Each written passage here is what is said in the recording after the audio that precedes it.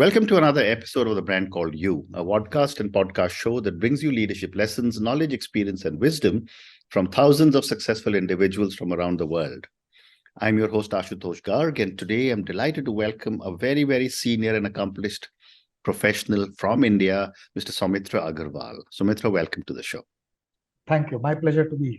Thank you. Soumitra is the managing partner of India, NGS Global, which is a major search firm in our country.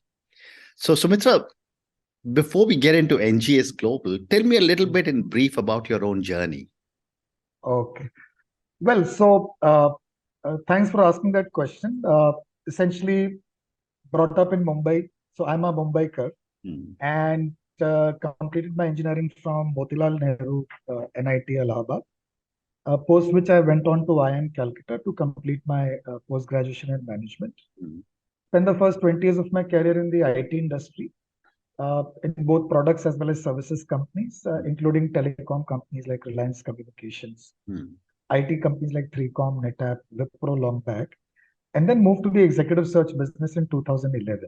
Okay. And in 2016, I started NGS Global's India business. So that's a little bit brief about me. Yeah. So I come from a very strong operating background, and now I hire senior executives for organizations. Fabulous, fabulous. And tell me a little bit now about NGS Global. Sure.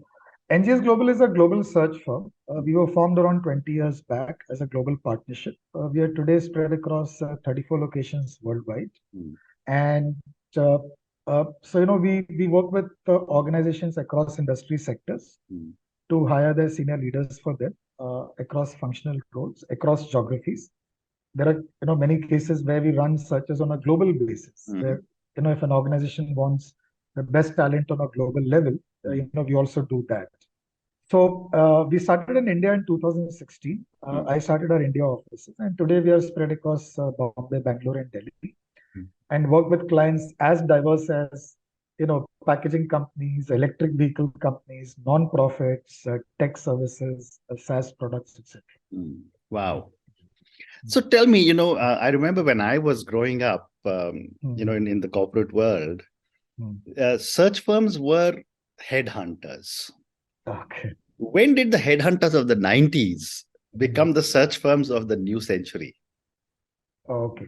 Well, pardon me for giving you a very unexpected answer, but essentially executive search and headhunting are they conceptually mean the same. Okay. Headhunting typically means, as is commonly understood, the process of convincing the so-called passive candidates who are not really looking for a job, who are very happy where they are, to then come and meet your client for an interview. But that is an integral part of the executive search process anyway. I mean, look, to be honest, in most situations, you actually don't really, yes, you do consider candidates who are, interested in a career change. But a large part of the time, you actually go after candidates who are not looking for a change, but they may be the best people for your client, right? Correct. So I think headhunting as a process is an integral part of executive search. So frankly, I don't see any difference between the two concepts. Great response. Thank you.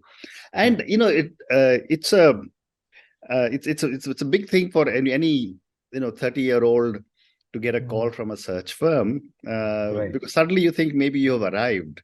Yes. So my question is, at what stage of one's career does one become relevant to a search firm as compared to going around looking for jobs on different portals? Sure. So very interesting question, Ashutosh. I wouldn't necessarily link it to age. I think, as I said, search firms typically help companies to hire for their senior leadership roles. Again, that definition could vary from company to company, industry to industry, but typically these are roles which lead either a set of business activities or a department or a function or a strategic business unit or an entire company, right? So when professionals become relevant for search firms is when they've actually reached a stage where they're able to take on these kind of roles, right? It could be in your early 20s, it could be in your early 30s, it could be in your early 40s or mid 40s or even 50s, right? No linkage to age. It's depend really upon the scope of authority and accountability that you have and the kind of scope of work that you have. Not linked to the size of the company, not even linked to the number of people you oversee, right? Even if you're an individual contributor, But if you're reasonably senior enough for a particular role, you could be interesting for an executive search firm. Interesting.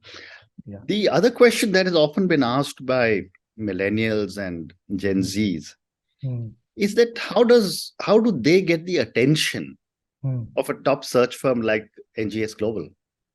Okay. Interesting. So, I'll have to reveal to you a couple of trade secrets here, right? Okay. But, these are not intellectual property, so I can reveal them. Look, you don't have to attract the attention of search firms. To be honest, it's a search firm's job to find you. I see. If you are relevant for a particular client's role, right? However, that being said, to be able to be found or discovered by a search firm, you have to be searchable. Correct. And that can happen if you become more visible. So in today's day and age, it means being present on social networking platforms like LinkedIn. It means writing blogs or articles, either in print or online media. Or you could be part of industry initiatives, you could be part of industry bodies, or you could even be part of social initiatives. These are some of the ways in which you get visible and therefore discoverable by a search firm. Well said. Great response. Thank you. Moving on, Soumitra, now, there is a lot of work that's been happening in the human resources function. Right. I remember when I was 22, 23 years old in the early 80s, it was a personnel manager. Yes. And the industrial relations manager, if you had a plant. Right. Today it's the CHRO.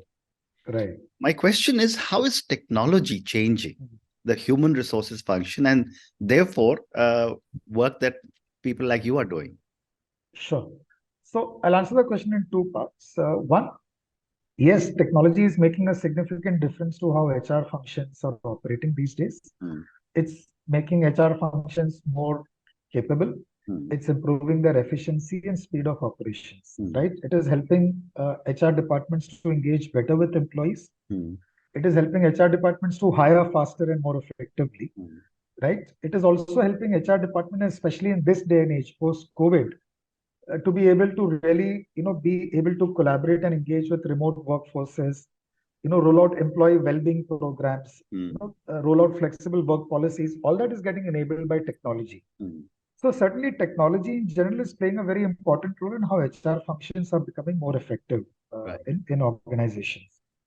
Specifically coming to how technology is changing how search firms work, yes, definitely search firms are adopting technology in a big way, NGS Global included.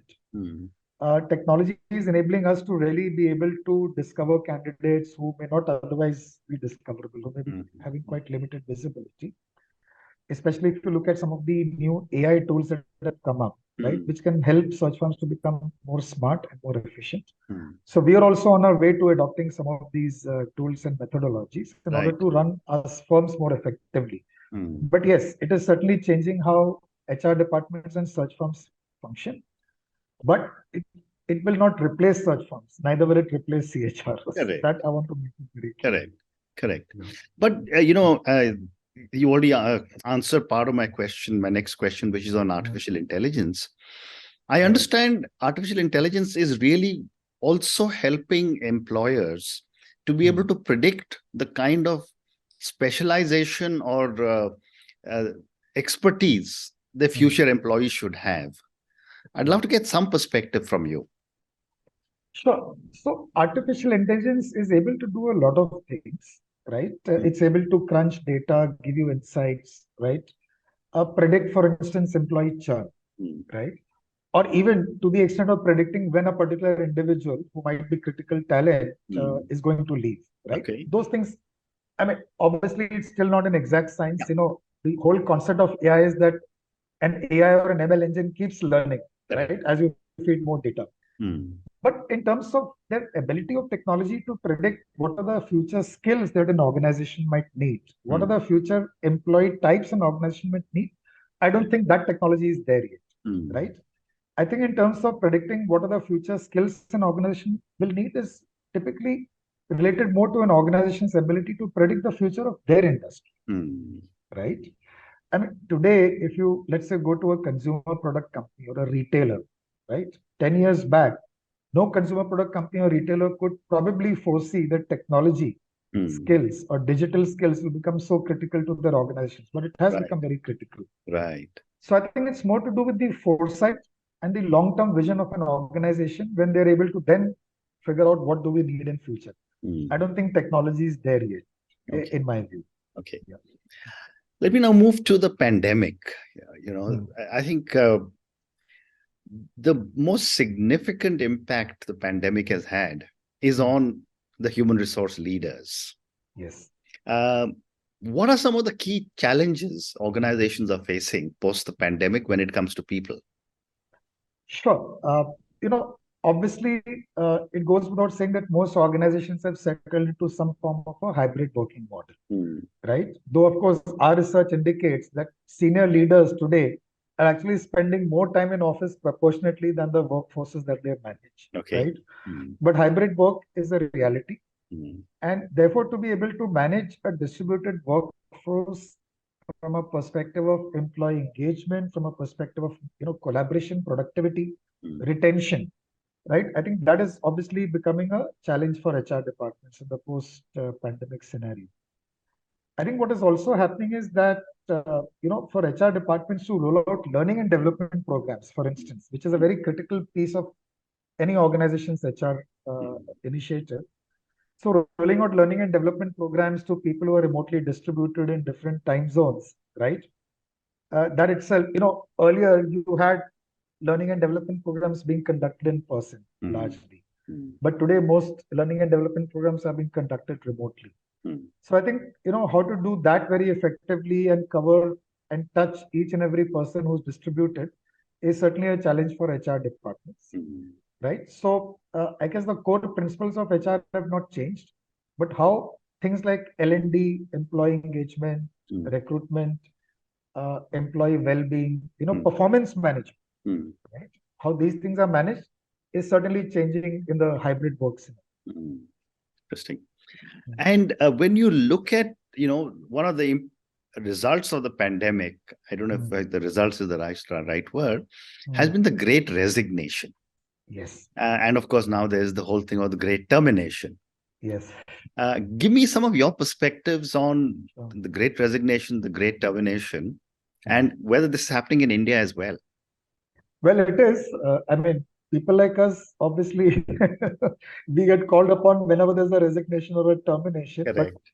jokes apart, certainly, I think great resignation has definitely touched India. Mm. India is not left untouched. I would say sectors like technology and telecom are definitely seeing a lot of that, followed by the internet-based companies, the financial services space, etc.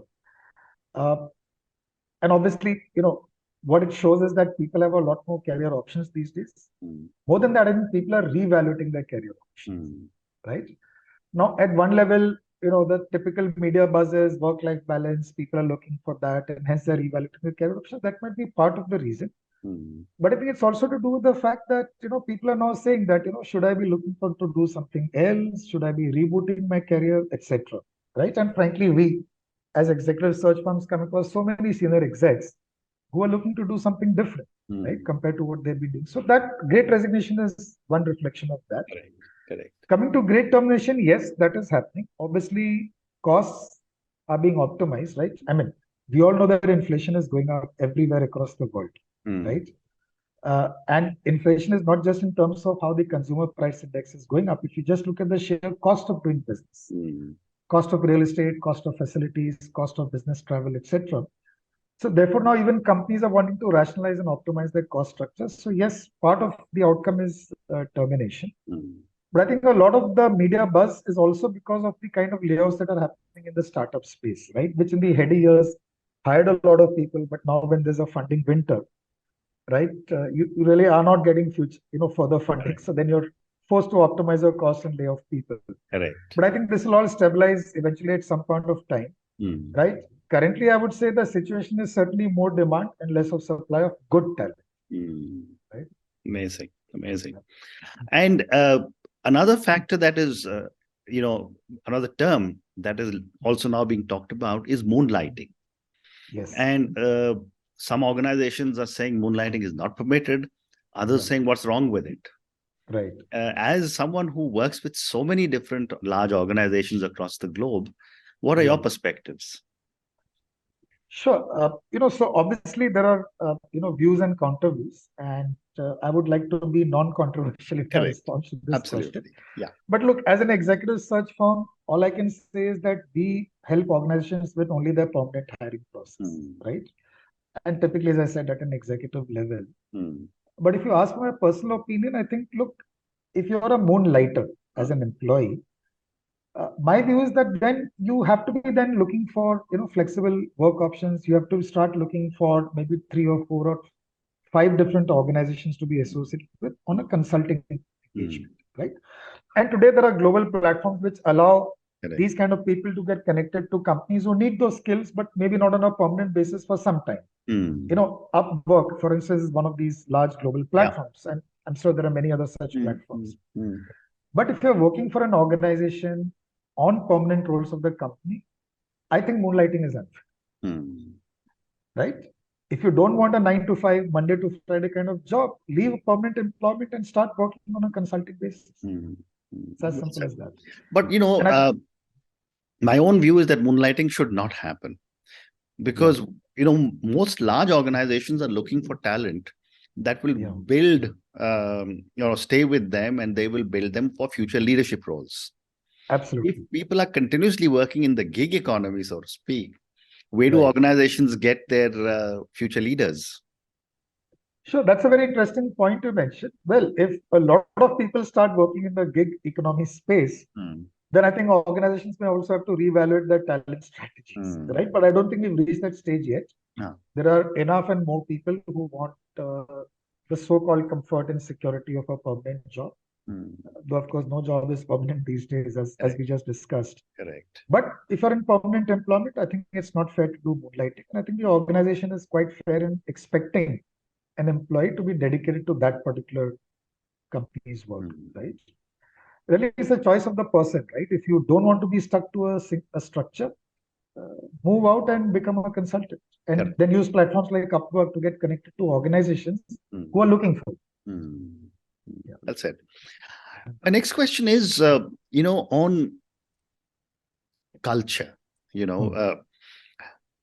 We ourselves are a very multicultural country. Yes. Organizations like yours are functioning across, God knows, 35, 38, 40 countries. Right.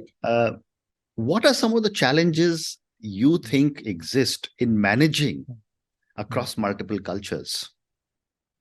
Sure. Very interesting question. I think, look, on the one hand, there is a lot of drive towards standardizing and homogenizing global work cultures, right? But on the other hand, the fact also remains that there will be a lot of differences, right? There could be differences in terms of compensation. There could be differences in terms of local employment regulations, right? In France, you have 35-hour work weeks. In India, as per labor law, you can have a 45-hour work week, right? So just one example of how these things are different. Right. There could be differences in terms of your approach to, how do you manage employees? How do you manage their performance? How do you hire? How do you fire? Right? In some countries, you may not be able to fire people so easily. But in some countries, you just give a week or 2 weeks notice and then you say you move on, right?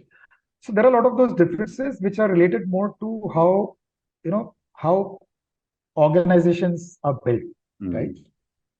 That being said, I think one of the challenges today in global organizations with different work cultures is that how do you enable people in a particular geography to adapt and to get used to the different cultures that exist globally, right? So which means that HR departments, again, will have to make sure that people have enough opportunity to connect internally with people across different geographies within that organization.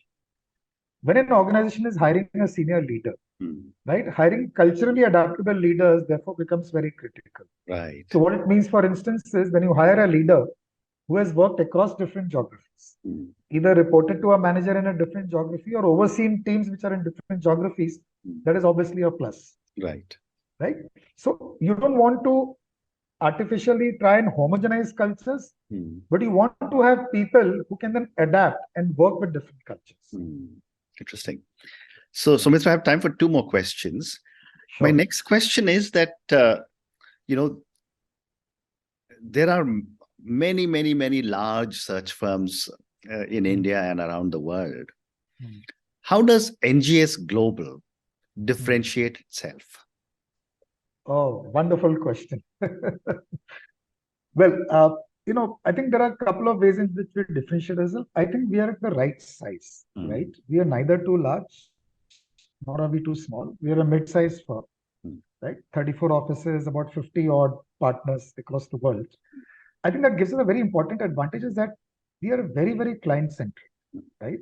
Anything and everything that we do is solely linked to what will make the client successful, Right. right? And then we make sure that we deliver no matter what, right? Honestly speaking, a lot of the large search firms, names, some of these are very well-known names, don't exactly have that kind of a track record or customer-centric approach. But they say no one got fired for buying IBM, right? Correct. So in the search industry, no one got fired by engaging with one of these large global firms. So we clearly more nimble-footed, more adaptable, more client-centric. We make sure we deliver our assignments no matter what, right? And second thing is, clients get to deal with partners like me when they run assignments with us, right? We're not here just to make money. Correct. We are here to make sure that there is enough time and attention given personally by senior leaders like myself to each and every client's assignment to make sure that we do a quality job, right? And which is why most of our clients are repeat clients, right? I can't say the same for the large global search firm, Well right? said. So yeah, that's how we differentiate. Wonderful. And my last question to you, and this is for the thousands of people who will listen to our conversation. Right. Based on your own amazing journey from the corporate sector to the world of search firms, Yeah. what would you say, Soumitra, are 3 lessons you would want our viewers and listeners to take away? Sure. Excellent. So I think I can talk about 2 different categories of your listeners. One would be people seeking a job, and the other would be organizations hiring talent, right? So, Correct. for senior professionals, professionals at any level for that matter, I think it's very important that uh, focus on the value that you bring to an organization, Yeah. right? Focus on what outcomes you can deliver. It's not about money. It's not about the number of people you are leading. It's not even about your positioning in the organization hierarchy. Yeah. If you do a good job, these things will follow. Correct. So my advice to all executives at all levels is very clear. Focus on doing a good job. Focus on doing your work sincerely and honestly. These things will follow.